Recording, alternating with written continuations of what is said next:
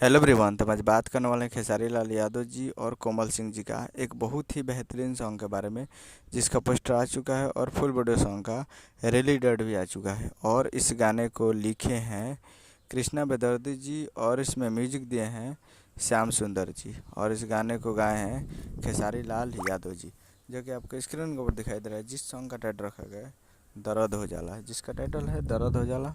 और वीडियो में है खेसारी लाल यादव जी और कोमल सिंह जी, फिट में है कोमल सिंह जी।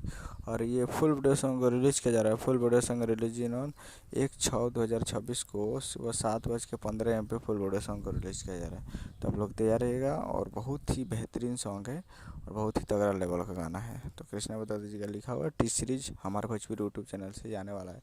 तो टी सीरीज पे तैयार रहिएगा फुल वीडियो सॉन्ग को देखने के लिए, काफ़ी ज़बरदस्त है। तो कल 7:15 पे ये फुल वीडियो सॉन्ग को रिलीज़ किया जाएगा। तब लोग तैयार रहेगा। तो ये एडवर्टाइजमेंट का वीडियो चैनल सब्सक्राइब लगे।